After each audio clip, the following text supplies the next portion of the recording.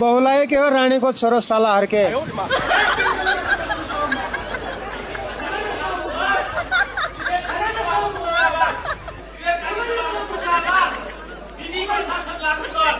अनि यो हर्का साम्पाङ नाम गरेको मान्छेलाई सदनबाट चाहिँ घोक्रामा समातेर बाहिर ल्याएर पा भेउता पछाडि झिङ्गर पछार्न मिल्दैन भनेको।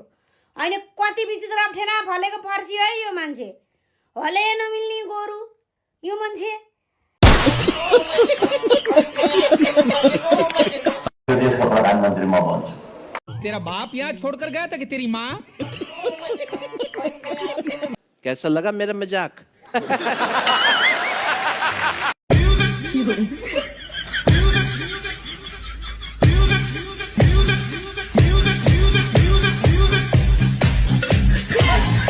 म धरानको सबभन्दा ठुलो मान्छे हो, बुझ्नुभयो नि। मभन्दा ठुलो मान्छे छैन यतिखेर है। पदीय हिसाबले सबभन्दा ठुलो मान्छे हो म।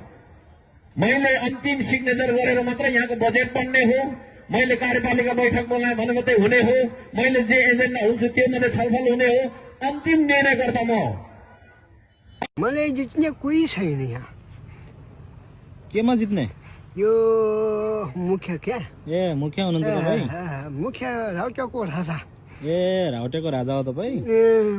राउटेको राजा पनि भने पनि हुन्छ, दुनियाँको राजा भने पनि हुन्छ। म दुनियाँको राजा भने पनि हुन्छ। म जित्ने कोही छैन यहाँ। ए नाम के भन्नुभयो तपाईँको? वीरबहादुर मुखियाजी।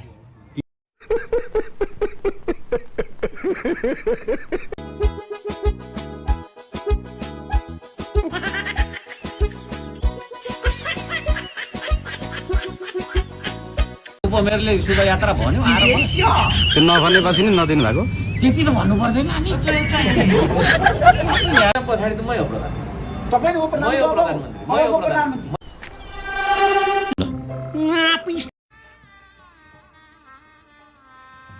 गजब बेइज्जती है। तपाईँ चाहिँ को त प्रमाण माग्ने भन्नु न त। पटक पटक मेरो बारेमा लेख्नुहुन्छ। तपाईले त्यसमा दुनिया सञ्चिता मेरो यो त्यो गर्लफ्रेन्ड हो भन्दै हिँड्नुहुन्छ अरे त। मेरो यो त्यो गर्लफ्रेन्ड हो भन्दै हिँड्नुहुन्छ अरे त। प्रमुखले जे पनि गर्न सक्छ। कसो जे पनि गर्न सक्छ। जे पनि गर्न सक्छ।